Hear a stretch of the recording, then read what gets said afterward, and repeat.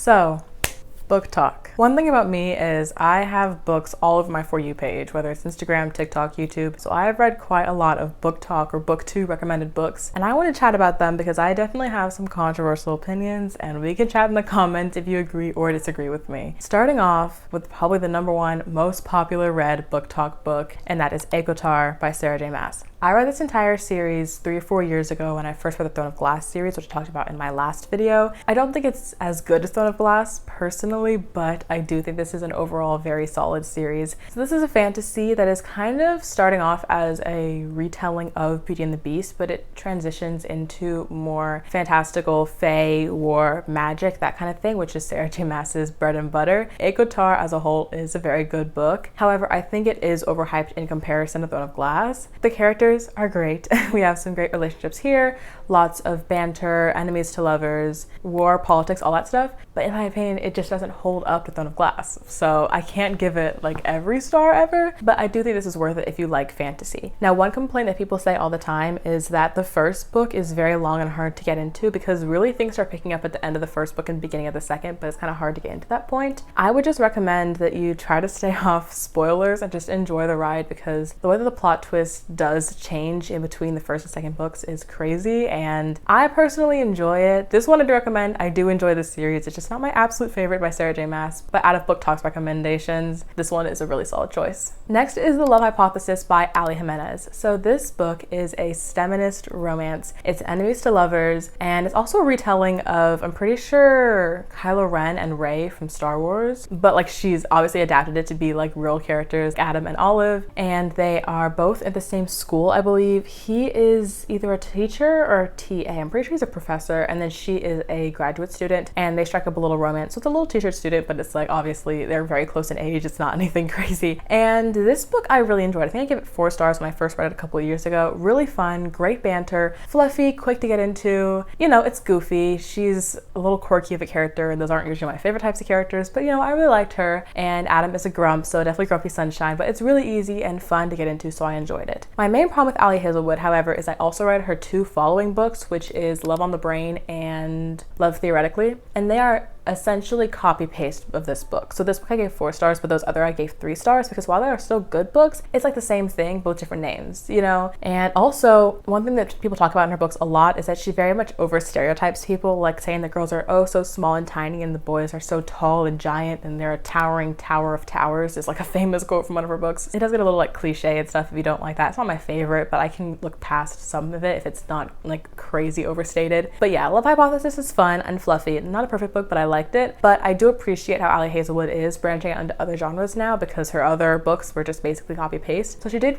recently publish Bride, which I haven't read, but I want to, and that one was apparently more fantasy because it has like werewolf elements in it. So I'm glad that she's like expanding into something new, and we'll see where that kind of book takes her with her career going forward. Next is Twisted Love by Anna Huang. This one I absolutely hate, and you can't convince me otherwise. I read this series, not even series, I read the first book and had a hard time finishing it a couple years ago. I think I gave it either 2 stars, something like that, maybe 1. It was just awful. I could not get behind it. The main guy, Alex, was a dick. I did not like him at all. Ava, I think the main character girl is, I didn't like her either, and really nothing stood out to me in this book. I don't remember anything of the plot except for that it was just boring. It was annoying watching them communicate or fail to communicate the entire book, and everyone hyped it up as being like, oh, so romantic and so fluffy, but like I was annoyed by Alex, thought he was dumb at the end, and then he was rude to her for so much of the book. Like, it's one thing to be enemies to lovers, but it's another thing to just be rude. I just hated him. But anyway, I tried reading that book, didn't like it. I finished it, and then a couple months, maybe a year later, I was like, maybe I'll give that series a second chance, give Anna Huang a second chance. So I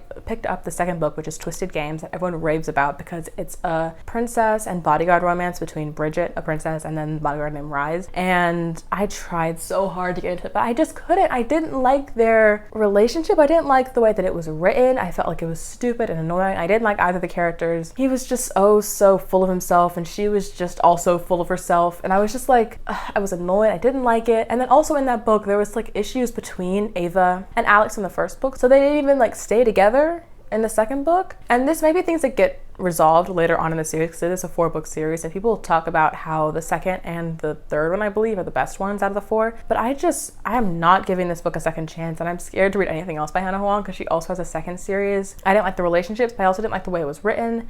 It was just not good. It was not good. It was not well written. It was just a cheap book, and I don't recommend it at all. So no to Hannah Huang's Twisted Love series. Next is Beach Read by Emily Henry. So Beach Read I read like 2 years ago, and I really enjoyed this. It was a enemies to lovers between 2 authors, and they live in neighboring beach houses, and I think they knew each other from the past, but they decide to write in each other's genre. So one is literary fiction and one is romance, I believe. And so they switch genres and they go on like weekly little activities and like hangouts to research each other's genres. So I think he has to write a romance, so she takes them on like cute little outings, and then she is writing a book about a cult, so he takes her for that too. A lot of great lines. Gus, the guy, is very sweet and adorable, and also she has like an interesting backstory that she has to work through, and that's also a part of the story. But as much as I loved Beach Read, do recommend it, not all of Emily Henry's books I recommend. After this, I also read People We Meet on Vacation by Emily Henry, and that one I gave 2 stars. That is a friends to lovers. The guy's name is Alex. I don't know what the girl's name is. I don't remember, unfortunately, but they're friends in college, and then they don't talk for a while. It's like a second chance romance between the 2 of them. That one I did not enjoy at all. I thought she was way too quirky and really annoying. I thought she kind of like she was too overbearing. That's the word. She was too overbearing, I guess. The relationship didn't feel very equal to me, and I just don't enjoy that book at all. So one I really liked, one I did not like. Then her middle 2 books, Book Lovers and Happy Place, I have not read, and I don't know if I'm going to, but I just recently read Funny Story by Emily Henry and really enjoyed it and gave it 4 stars. So she's kind of an iffy writer for me. I'm probably going to go back and at least try Book Lovers sometime in the future, but yeah, overall Beach Read, very good book. I enjoyed it. Next is Archer's Voice by Mira Sheridan, and this one I unfortunately did not like as much as I wanted to, and I might have to give this book a second chance because everyone raves about it. This is a romance between Bree and, oh, I forgot his name. Oh, duh, it's Archer. The guy's name's Archer because it's Archer's voice, but I'm dumb. But anyway, so Archer is mute and is also very isolated and introverted and just doesn't really hang out with other people very much. And Bree is much more sunshiny and talkative, and she moves to this new town and hears about him, and it's the romance between the 2 of them. So Grumpy Sunshine and also disability rep because she's mute and other things like that. It's a very wholesome story and I appreciated it, but parts of it were just so cringe to me, and maybe that's just me being picky because I understand that some of the things that happened in this book were really sweet and I can appreciate the relationship, but just some things were just really cringe, and I got like secondhand embarrassment from a lot of different scenes. It could be a me problem. It could be me problem. If it sounds like an interesting plot to you, I definitely recommend it, but personally I think I gave this 3 stars. It just was not my fave. However, like I said, a really interesting idea with the relationship between someone who's mute and them finding ways to communicate was a very beautiful process and a romance, so I can appreciate it, like I said, but it's just not my fave, and I may have to give this one a reread just to like solidify my thoughts on it. But that was Archer's Voice by Mira Sheridan. Next is Fine Print by Lauren Asher. So this is basically a Disney romance, okay? If you're a Disney adult or you really enjoy Disney, you will enjoy this. So this is not Disney, but it's in the fictional world called Dreamland, basically Disney, and it's a relationship between a billionaire named Ronan, and a worker in Dreamland named Zara. And Ronan's grandfather owned Dreamland, but then he passed away and gave it to him and his 2 other brothers, but they have to like do something to get part of the will, basically. Anyway, so it's an enemies to lovers workplace romance between the 2 of them, and when I first read it I enjoyed it a little bit more, but after like thinking about it and sitting on it for a while, this one was just not my fave. I may continue the series because everyone says the second book and third books are like really good compared to the first, but something about this, it was really,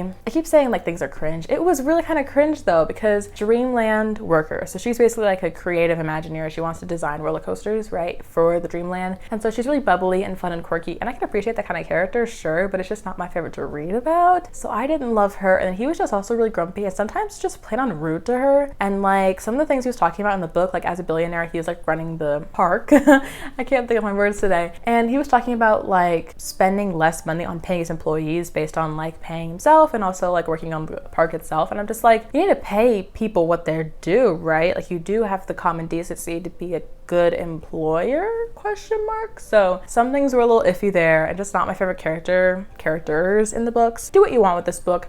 Definitely not my favorite. It was a little cringe to me, but if you like Disney a lot, this may be one for you to try. Next is Icebreaker by Hannah Grace. So this book I actually started and then DNF'd a couple years ago, and then last December or November I started it again and finished it. And I really enjoyed this. I gave this 4 stars. It was a really, really fun book. So this is a ice skating and hockey player romance. So Anastasia, she is an ice skater, and then Nathan is a hockey player. And it's again Grumpy Sunshine, but this time Anastasia is like the icy grumpy one, and then Nathan is like the more sunny, like golden retriever kind of character. And I like that like reversal of the normal role of like Grumpy Sunshine. I hope that their relationship was really sweet. I thought that it was funny because like Nathan definitely fell first, and so it was funny like seeing him like run after her and stuff for a while before she like reciprocated feelings. And overall it was just a fun romance. It takes place in college. There's a lot of smut. It's just like fun. My only issue with it is that there is miscommunication not between the lovers but between another character in this book that like really draws out the plot for way too long. Like I can appreciate when romances have a different plot intertwined with the love story, but in this one it was like the problem besides a love story was just that people didn't want to talk, and if they sat down and had a conversation, this book would be 150 pages shorter.